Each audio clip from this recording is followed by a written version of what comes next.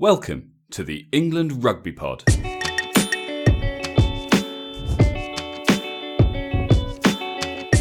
Thanks for downloading episode 124. Oh, Billy. We take a look at what's been hitting the headlines this week, plus more ups and downs in the Premiership. You're listening to the England Rugby Pod, the rugby podcast that believes England will win the World Cup in 2019. Hey guys, welcome back. Look at this, Tuesday. We're on time, and I'm joined, of course, by Dan. Hi, mate. What a week in rugby, mate. What a week. It's been an interesting one. It has both good and bad. Yeah, absolutely. But sorry, firstly, hi, how are you? I'm good, mate. I'm good. I'm exhausted. I've booked myself a holiday, and I thought, right, well, you've got a holiday, 5 weeks to go. Got to put together a bit of a gym plan, to try and do the impossible in 5 weeks. And yeah, I've just massively overdone what I think I'm capable. On paper, I'm capable of a huge amount. Turns out, not so much in the gym. A huge amount. Oh, good for you. No, on paper. Where are you off on to? paper, I'm capable of a huge amount. I'll give you credit. Not so much in the gym itself. Pretty tired. Yeah, you're not bad. I'll give you credit. Where are you off to? Mate, I'm married. I'm going to Portugal. I'm going to Portugal with the missus. We've booked ourselves a nice little villa.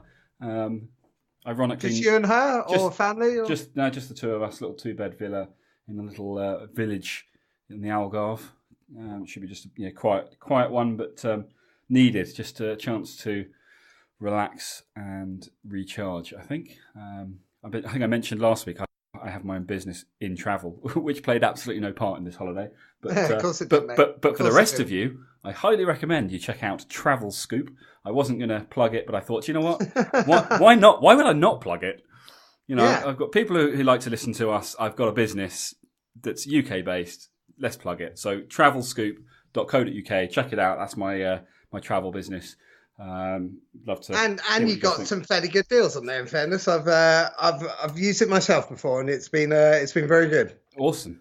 So yeah, check it out, guys. See what you think. Anyway, enough plugging of my own non rugby related business. Quite a bit to talk about. We've got no new reviews, but before we get into the rugby, I've got some interesting stats for you. I've just kind of signed up to this new service for kind of podcasting. It's called Chartable, and it basically kind of analyzes how you're doing as a podcast, and compares you to other people out there. And I've just been kind of looking at how we've been performing on the various different platforms. Check this out, right? Our peak position on Spotify, 41.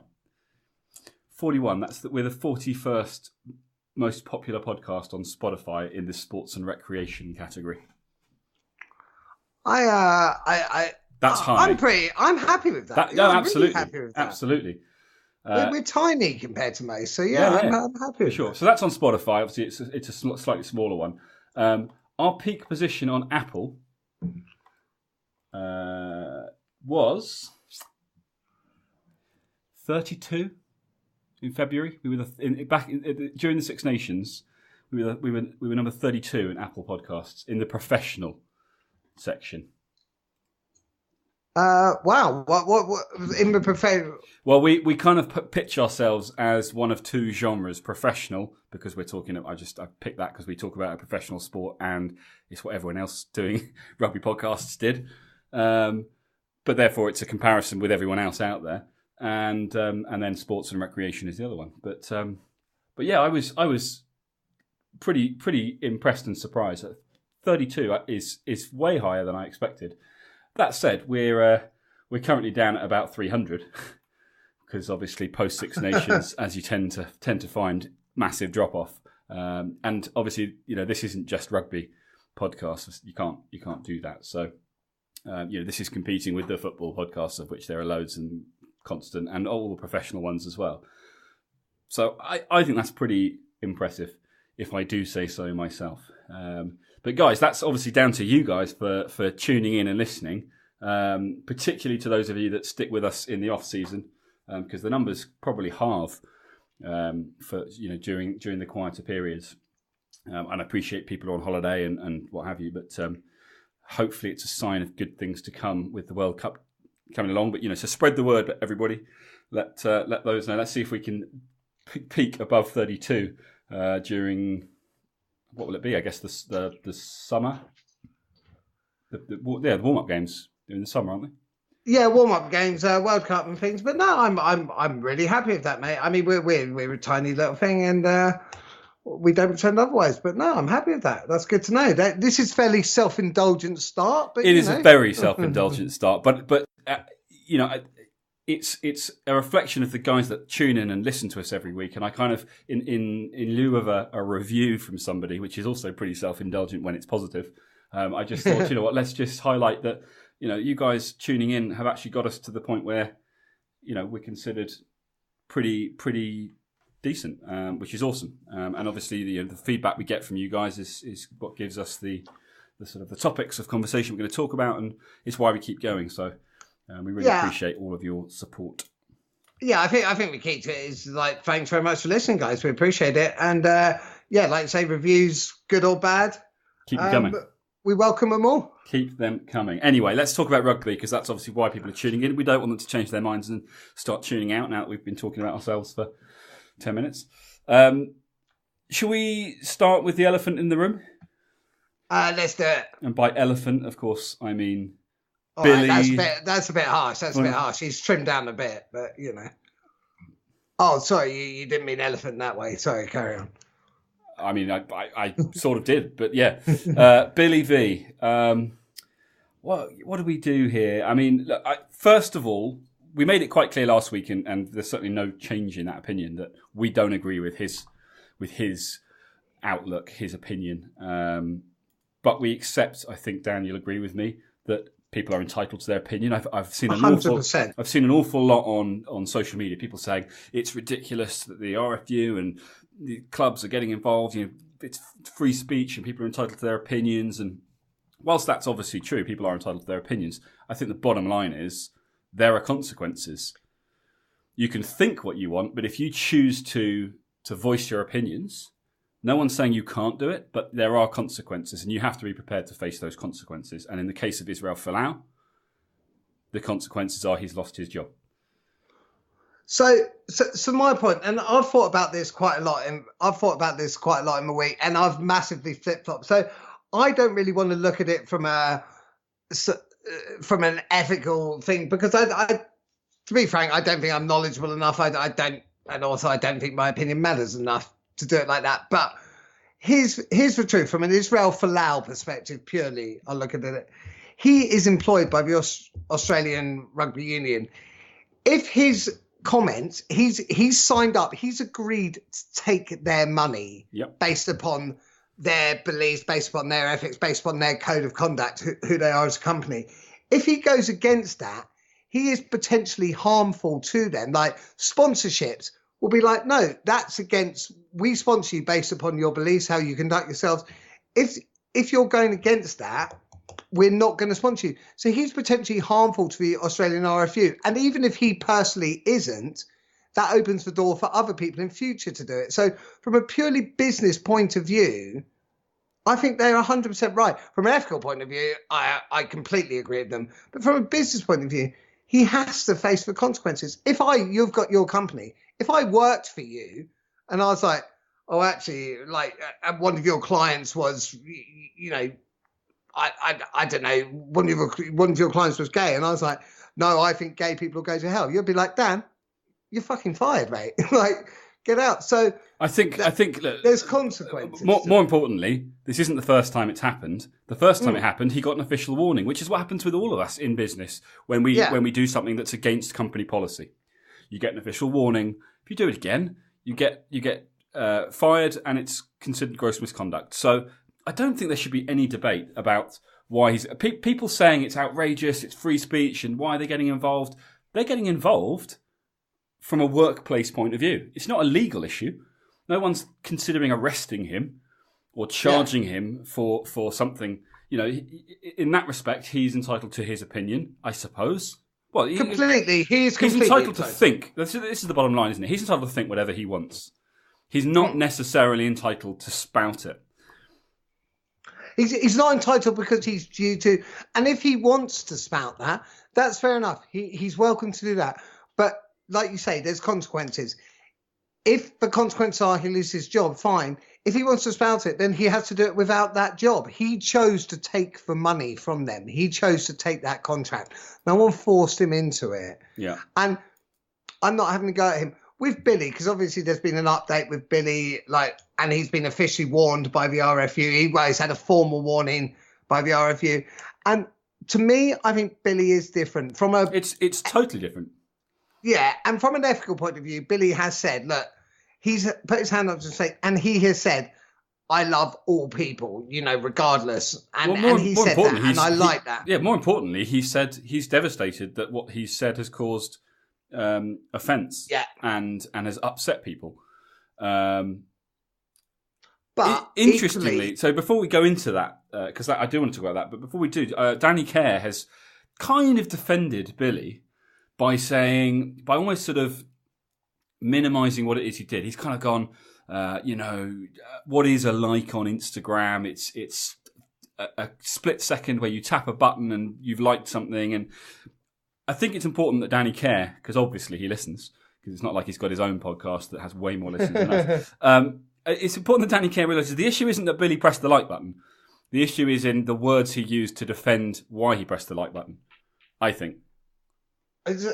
So I agree. I mean, I think we need to be careful because for us, what's the whole content is something that we both find pretty vile, something we don't completely agree with. But I think the like thing, if it was just a like thing, I think that's fair enough. But it is what he said. But also Billy, I don't think Billy meant any harm. I think Billy's saying, this is my religion. Like, I'm not. I think he was almost trying to defend Israel Folau without meaning offence. And again, mate, I'm flip-flopping. I think Billy Vunipola clearly has recognised that he shouldn't have done what he did because he's come out and said, I'm sorry. Yeah. And that's fair enough. Israel Folau, on the other hand, was given the opportunity to say he was sorry and said, I'm not going to apologise. It's what I believe and I'm standing by it. And if God wills it, I won't play rugby anymore. That's the bottom line, the difference between the two. And he's completely entitled to that choice and that opinion. But he's got to realise that God isn't real. But no, he probably. I think. Move on. Why are we going down that road? But so just because you and I believe that doesn't mean everyone has to. But he's entitled to that stance. But if other people don't agree with his stance, i.e. the RFU, then he has to accept the consequence of that. And it sounds like he is, so fair enough. But, you can't suddenly be like, oh, I want to do this. I want to play top level. I want to get paid for big bucks. I want to be on this stage. Yeah. But I still want to say what I want to say. That's not life. So basically, Israel Folau and also to an extent Billy, because I must admit, during the week, there was a part of me, as much as I love Billy as a rugby player, there was a part of me thinking, do you know what? He should be fired. There was a part of me thinking that. With hindsight, now I've looked at it, I probably have changed my tune. But it's overall, you've got to accept. I think what's happened is right. He's been given an official warning and it's going to stay on his file for 5 years. Yeah, and I do agree. I think it's been dealt with well. I think both Saracens and the RFU have dealt with it well. I can't remember who said this, but either a podcast or on one of the rugby shows, someone said this. If there was a young lad in the Saracens Academy coming through who was struggling with being able to either come out as gay or struggling with his sexuality, is he now thinking one of the highest profile players in Saracens, one of the highest profile players in England, does not agree with him? Like that must be horrendous. Yeah. And I don't think you should be that. To me personally, that is not at all what rugby's about. Well, no, I think that's exactly the point across the board, isn't it? That's why this is such an issue. It's not about trying to prevent people from having their beliefs, and I suppose to a degree expressing them. But it is about saying, you as a professional, as somebody in the media eye, the media spotlight, an ambassador for the game, for your country, you have a responsibility to everybody. not just to the small group that you think is most like you, and if you don't want that, then you go and work somewhere else. Yeah, I agree. I think the Billy thing has been dealt with correctly. I think it's right. I like Billy's comments on it, and the thing I like the most is when he said, and I can see that recent posts has hurt people. My intention was to express my belief in the word of God. These beliefs are a source of great strength, guidance in all my life. Anyone who knows me knows I live with kindness and love towards all people. And to me, that's like, okay, fair enough, Billy. You're not trying to hurt people. I accept that. You have messed up and you need to wear that, but you have, and we move on. But, fucking grow up, mate. Like, it's not all right. Let's be honest with it. Let's be honest. Let's be completely blunt about it. None of it's all right. It's actually a bit arsehole from both parties, and don't do that. Like, if that's your belief, fine. If you're an extremist, and I want to be very careful, an extremist Islam with those beliefs that they have, like ISIS or IS or whatever, that's not all right. And what's that? Is that religious persecution if you go against their beliefs? No, it's not, because they're fucking dickheads. So you can't. That's not acceptable. So just for the record, this is Dan's opinion, not the opinion of this podcast. It is the opinion of this podcast. Just in case, having not fully digested what he's just said, I'm sure someone's going to turn around and just say what we've just said is incredibly inappropriate. But well, it's no, because I'm on about extremism. Islam as a religion is a beautiful religion. I have nothing against that, and I want to be very clear on that because I genuinely believe that. I'm on about extremist views, as in extreme Christianity, as in extreme any religion. You have complete arsehole views. And it's not picking on one religion at all. Should we move away from religion and back to rugby? Yeah, we should. But I think the point is, you're a rugby player. You're paid to be a rugby player. You're contracted, and you take good money from it. Accept that contract or don't. That's your call. But there's no middle ground. Accept it and live by that. If you're willing to take the money, if you're not willing to do that, fair enough. Leave it and go and express your views in another way. Let's say you work for, Sky or BT as a salesman selling a product. And you don't like, if you work for Sky, right, you're selling Sky broadband. If you were caught telling people that Sky broadband was rubbish and that they should use Virgin, you'd be fired. Yeah. Israel Folau is selling rugby and its values by being a high profile player.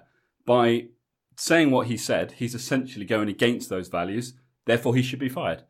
Oh, he's 100%. Putting it in layman's terms, that's what it comes down to. Billy has made a mistake.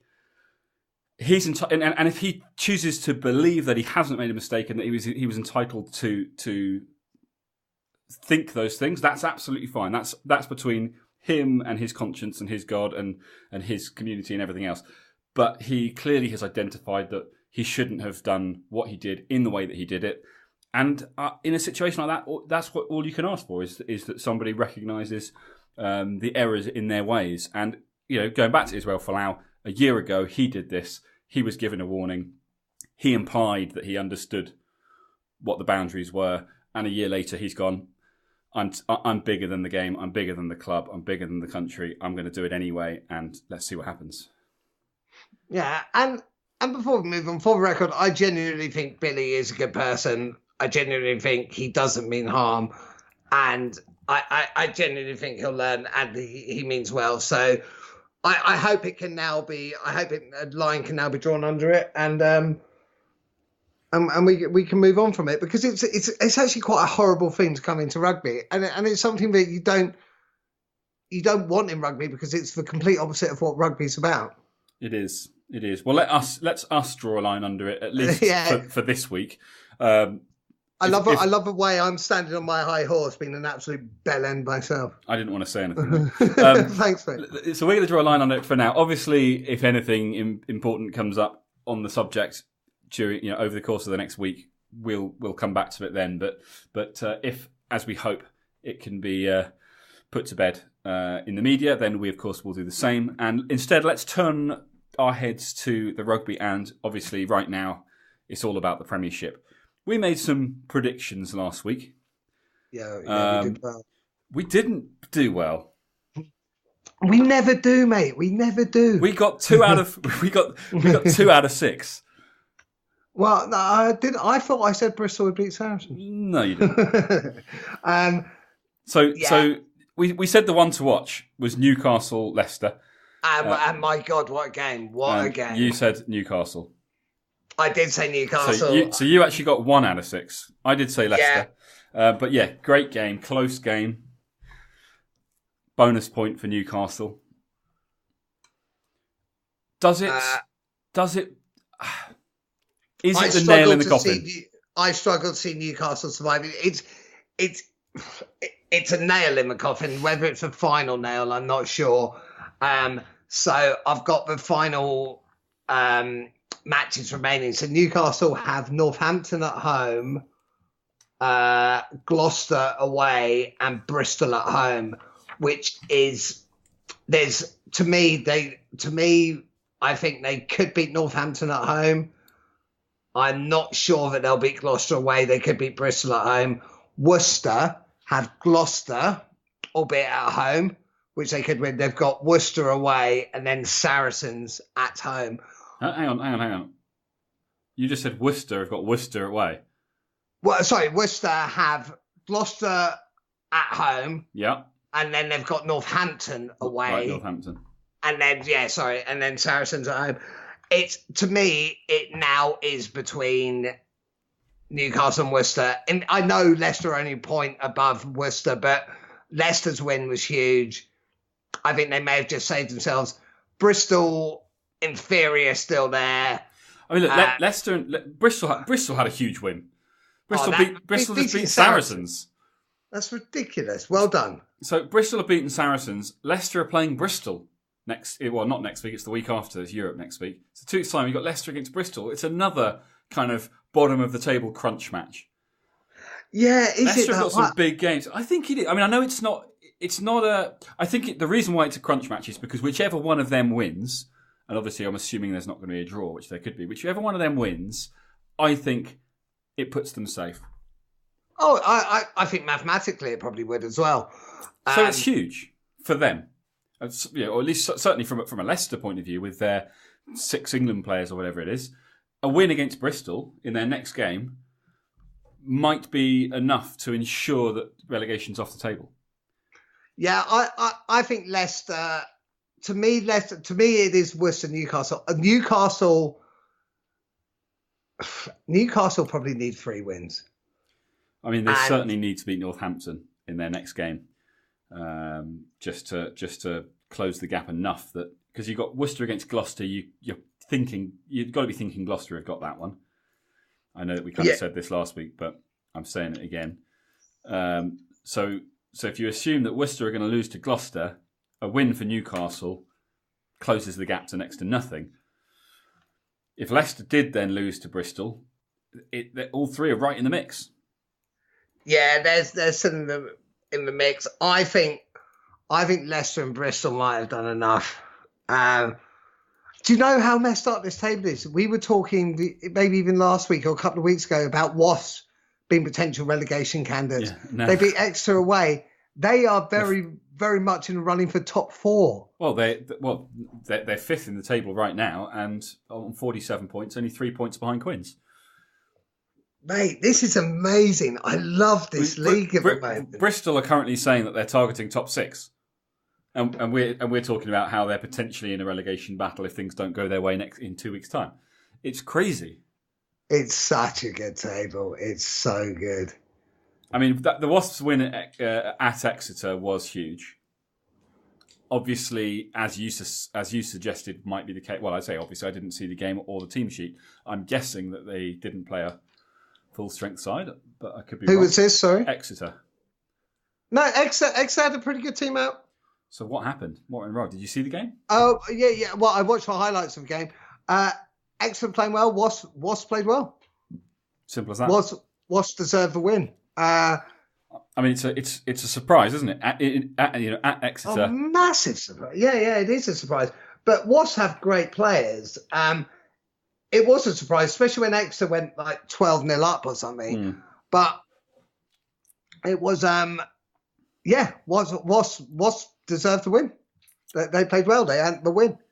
And they battled hard for it. And Wasps now, like you say, I mean, they've got some tough matches ahead, make no mistake. Well, they've got Sarries in their next game, but a home game against Saracens. And obviously Sarries have just lost to Bristol. I mean, that's another big one because I would say that's number 2 one to watch next in 2 weeks' time. Because I think if Wasps did manage to beat Saracens, they're in a very strong position going forwards with Quins against Exeter and again, it's at Exeter, and I know what happened against Wasps, but you've got to be leaning towards Exeter for that one. With a home game. So if you're thinking that Exeter are going to do the job against Quins, Wasps against Saracens, a win against them would almost definitely take Wasps into 4th spot. It's the whole thing. The whole thing's good, right? The whole thing's interesting. Although Newcastle, if Northampton were to beat Newcastle as we expect that they would comfortably, they would. Well, hang on. Do we think they'll comfortably beat them? It's at Newcastle. I kind of do. I'm not. I mean, Newcastle against Leicester was at Newcastle. Yeah, and that was 10 versus 12. Here we're talking about 6 versus 12. Yeah, if on paper, Northampton should win comfortably, and obviously we got everything wrong, pretty much everything wrong last week, so we'll probably get everything wrong this week or next, in 2 weeks' time. But on paper, Northampton do a job against Newcastle. They're on 50 points. Quins get beaten by Exeter and don't manage a bonus point. They remain on 50 points. So the Wasps' result could be huge for them. Yeah, that could actually be the difference between 6th or 4th, which I know is only two places, but in the final few games and top 4 being the target, it could be all change near the top. I think the top couple are pretty safe. Top 3 are pretty safe. How good is this league right now? It's pretty exciting. How good is this league? So let's look at it. So let's say who I think are probably massive favourites at the moment to go down, Newcastle Falcons. Wilson, he has to leave, right? Oh, 100%. 100%. I doubt he has a release clause, but I don't know how that would. Someone's going to come along and make an offer. I can't see them. I can't see them holding on to him. I don't really know how. Well, maybe they do all have release clauses. I don't know.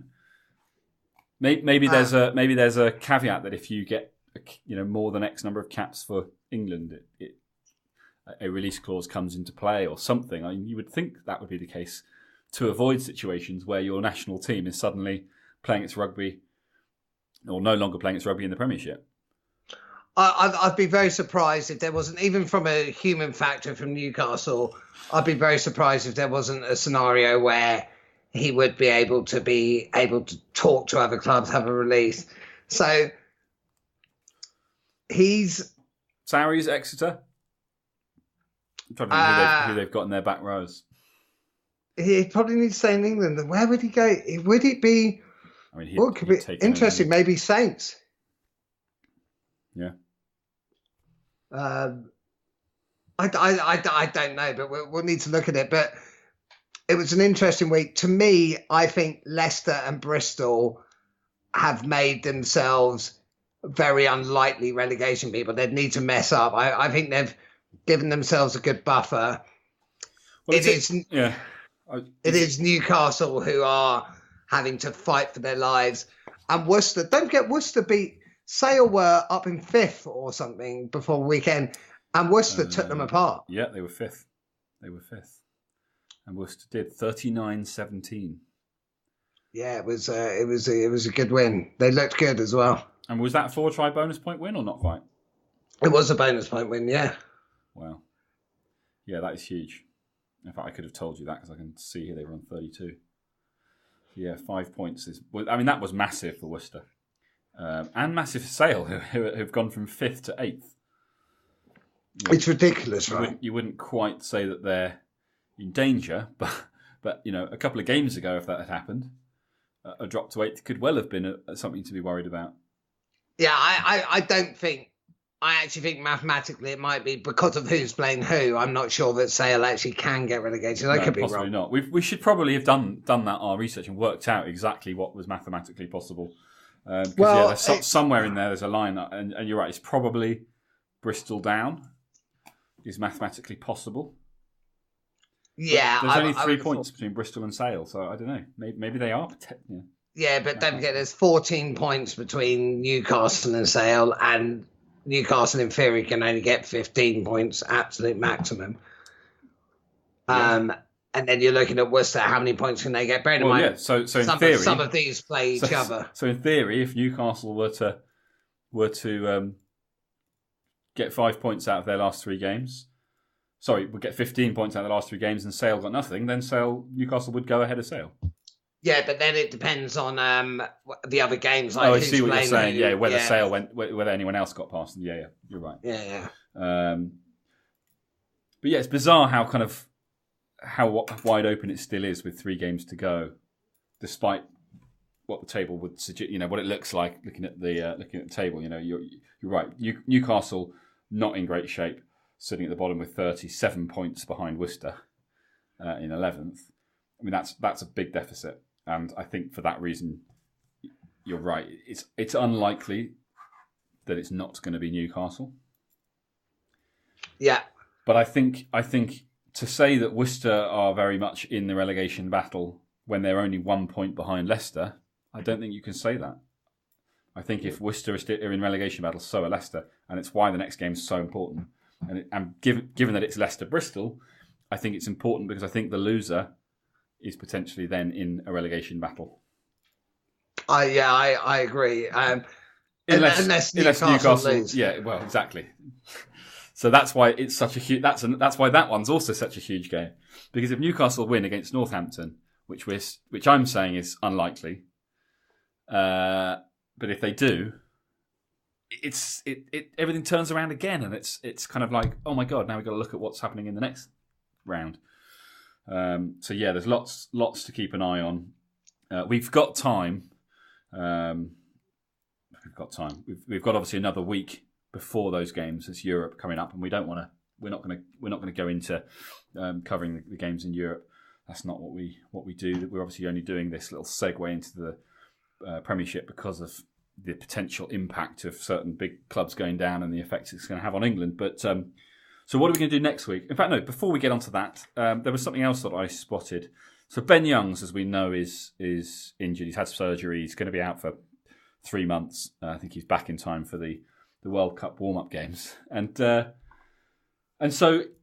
in light of the fact that he's no longer part of the Leicester team in their bid not to get relegated, he's suddenly come out with, and this is the cynic in me speaking, he's suddenly now come out with this praise of Ben Youngs. He is Ben Youngs. Praise of George Ford and how he's an amazing player, instrumental, and I don't know where we'd be if he wasn't there. And the last 2 games he's been absolutely sensational. And I'm not saying that he hasn't been, but is that where was all this praise when he was part of those teams? Was he not praising him all along? Was he? Am I missing something here? I don't know. Like I say, it's the cynic in me. Billy's done it to me with. Oh no, we drew a line. So it was quite interesting because one of the things I had, so Danny Cipriani once again was man of the match for Gloucester against Bath. And in my head, Danny Cipriani is absolutely incredible at the moment. And it would almost be, I'd say, to a point of ridiculousness not to pick him. But George Ford was amazing for Leicester. Yet again, George Ford has been brilliant for Leicester recently. I don't think quite as good as Danny Cipriani, but that is probably the reason that Danny Cipriani won't be picked. Let's just go into the realms of fantasy a bit. If George Ford wasn't playing that well, but Danny Cipriani was playing as well as he is, do you think he'd be in a chance of being picked, or do you think Do you think his days are... I think the easy answer is to say Eddie Jones hates him and he wouldn't be picked. I think the honest answer is that despite what everybody says about Eddie Jones, I think Eddie Jones does pick the team that he thinks is the best team. I think he has his reasons for why he thinks certain players are not suited, and their reasons. And I think I brought this up not that long ago. They're reasons that we're not aware of, and maybe it's personalities and the impact on the team, because we've seen under Eddie Jones the impact of having that bond. The team, you can see it in the players on the pitch when that kind of run of wins came in. It felt like this was a team that were playing for one another. So that's clearly a massively important factor in a successful team, particularly in a team that needs to string multiple wins together, which you've got to do to win a World Cup. And maybe there is something about certain players that we're all saying, why aren't they involved, that Eddie Jones sees as being an issue. I mean, I'm playing devil's advocate here because obviously it's part of answering the question. But so I don't think that Danny Cipriani is necessarily ruled out. That's which is kind of the opposite of what I've just been saying. It's a difficult one. I don't know. I don't think it's dead in the water. I think it's quite telling, as we mentioned last week or the week before, that Cipriani's extended his contract at Gloucester basically to finish his career, when he could easily have gone abroad and earned probably twice as much money, which wouldn't be uncommon, particularly if you'd basically been told no hope, you're not playing for your country again, then why wouldn't you do it? Being told, night, no biscuit, yeah. So I wonder where the conversations are going on. And like I said to you as well about the whole social media thing, and with everything that's been happening recently, we've seen how easy it is to say the wrong thing. And unless these guys have just got, what's it called when you gag orders or whatever, I just think stuff would come out if it was made, if it was clearly a personal dislike of a player. We'd hear about it. I don't believe that could be kept under wraps. So I think there's more to it than the media is aware of. I think Eddie Jones is very good at keeping a lot of the decisions that he makes, the reasons for them, close to his chest. Perhaps because he likes the fact the media get yapping. So that's what I wanted to ask you. Why do you think? Because I actually do agree with you. I think Eddie Jones genuinely does pick based upon who he believes will, taking everything into account, who he believes will be the best performing team. Yeah. Why do you think Eddie Jones isn't more forthcoming with some decisions, especially when so many people will argue a lot of decisions, like overtime be it and Alex Good or Don Armand and Danny Cipriani? Would it not be easier for Eddie Jones to say, these are the reasons I didn't pick him? Why do you think he does keep it under wraps? I mean, massively speculating here, but I don't know. Is it because he's conscious of the fact that by him making these decisions or not making these decisions and then not giving us a reason, we focus on him, and he's the bad guy, and he's the one that's holding England back, and he's and that way we're not focusing on the players who maybe have bad games. It could be. It could well be. You look at that game. You look at that game against Wales. Where I was very vocal about how poor Youngs and Farrell were in that game. But the media didn't really get all over them. I mean, it was mentioned, but it wasn't really a big thing. Instead, the media were all about, where the hell was Danny Cipriani? Why didn't Eddie Jones pick Danny Cipriani? Instead of saying, what on earth happened to Owen Farrell, who's meant to be one of the best fly-halves, if not the best fly-half in the world? So I wonder whether it's about controlling the media. And he's saying, look, rather than letting them just make stuff up, I'm just going to control it as much as I can. And then in camp, behind closed doors, we'll focus on the details. That's could be speculation, but if you have a different opinion, or if you think you know something we don't, I'd be really curious to hear what your thoughts are on that. So get in touch, englandrugbypod@gmail.com, or on Twitter, Facebook, or anywhere else you can find us at England Rugby Pod. Let us know what you think. Yeah, it could also be. In fact, he's a stubborn Aussie bastard. Yeah, that's very true. If you tell me, either way, I want him to stay as our coach. I think he's a great coach. Yeah. I don't think that he is the sort of person that goes, if you, as the media, tell me I've got to pick X, then I'm not going to pick him. No, and actually, Mike Brown's a great example of that. The media was all over, how he needed to get rid of Mike Brown. There was one game where Mike Brown kind of played brilliantly despite all the abuse he was getting. Eddie took the opportunity to obviously say, "Don't know what you guys are talking about," and then within a few weeks, he has since replaced him. So that's what everyone was calling for, and he has done it because at the time, it reached a point where he felt it was the right time to do it. And you and I speculated on Mike Brown's inclusion being all about ushering in Elliot Daly and being part of that process of moving Elliot Daly into fullback. And maybe that was a plan Eddie Jones had for a long time, but he didn't want to tell people that was his plan because it hadn't happened yet. So here's a you know how much of a geek I am, and I love my documentaries and stuff. I've got a little conspiracy theory going on here, and I actually don't believe it, but I want to throw it out there. Okay. Harlequins had quite a strong England contingent. Since Paul Gustard left England and left Eddie, Harlequins have very minimal, if any, England contingent. Read into that what you will. All I'm saying is Eddie Jones hates Paul Gustard. He feels betrayed by him, and he'll never pick a Harlequins player again in his life. Yeah, I think I'm with you. I'm not sure I'm buying into that one. No, I'm not at all. But maybe Elvis is still alive. But I think Tupac Elvis was about to play for Quins as Tupac well. definitely is still alive. Of course, Tupac's alive. I saw him the other day. Yeah, I'm not convinced by that one. It's a load of bullshit. I also think we'll probably see Danny Kerr back in an England shirt, especially with injuries and things that are and illnesses and what have you that are going on at the moment. So, and that's coming from a Quins fan. Yeah, exactly. Yeah. And and Marcus Smith. I think Eddie Jones has made it quite clear that Marcus Smith is a future superstar that he's got his eye on. He's not quite there yet, but. Well, I mean, especially this time of year, like he's got Easter egg hunts and stuff like that to go on, doesn't he? He wants to see the Easter Bunny and all that, so he's busy as it is. So. Exactly. So yeah, what else going on your end? What do you mean? You got a washing machine going?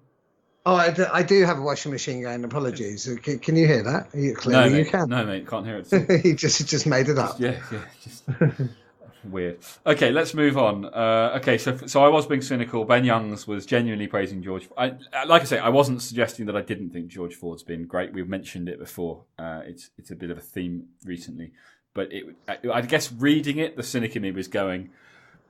Now that you're not a part of what may or may not happen, is it just convenient that suddenly you're full of praise for this player that I'm no longer there to help steady the ship, but I've got faith in this guy. I think he can do it. As opposed to you were there while all the problems were going on. Were you perhaps one of the problems yourself? I don't mean Ben Young's the problem. Ben Young's great. If you look at the Leicester team, their backline is insanely good. How are they so far down the table? That's bizarre. But that's not. Right. Is there anything else that we need to cover? Bearing in mind, we've got a big. We've got to come up with some good ideas for next week, guys. Let us know what you'd like to hear about next week. Like I say, we don't want to we're not obviously just going to go over the Premiership stuff again because it's the same. There won't be any updates on that. So we need to come up with something good for next week. We're thinking we might take a look at the World Cup group. I like that. That's a possibility. Maybe we'll look at alternative. We could look at the Barbars game that's coming up. But if you've got any ideas. Let us know, englandrugbypod@gmail.com or at englandrugbypod on social media. Let us know your thoughts. Is there anything else you want to cover today, Dan? Nothing else to cover today. I don't think we'll do the Barbars next week because we still need to put our team together for that in response to our friend who put his name, I forget, but put his team together. So we owe that. And I think we'll do that nearer the game. But yeah, please let us know your thoughts. It's been a interesting week in rugby. England are still going to win the World Cup. And I think next week, I'd quite like it to be a lot more England-centric. World Cup focused. Well, we'll come up with something juicy. But if you've got any ideas, guys, get in touch. Let us know. As we always say, if you get a moment, if you haven't done it already, please head over to iTunes, rate us, review us. love to see those numbers going back up again. Let's see if we can get ourselves posted higher than number 32. That's our current top spot. So if we can get up ahead of that, that'd be amazing. I appreciate that it's the low season at the moment, so there'll be a number of you probably waiting until things start to pick up again. And of course, because of that, you're not hearing me say this because you're not listening. But spread the word. Let us know your thoughts. Rate us and review us if you get the opportunity. And most importantly, thank you so much for tuning in and listening to us once again. And we'll catch you next week. Also, over the next couple of weeks, another personal plug, personal and for a friend. I'm going to be guesting on, for those of you that are into your Game of Thrones, a friend of mine does a movie podcast, but he's doing a little special on Game of Thrones while the final season's going on. So I'm going to be guesting on a few of those episodes with him. That's Matt Does Movies. So if you're interested in movies, you're interested in Game of Thrones, check out his podcast, Matt. I've listened to that. That's awesome. I like that. That's funny. But anyway, apart from that, we will leave you guys to it, and we'll catch you again next week. And we look forward to hearing from you. Take care.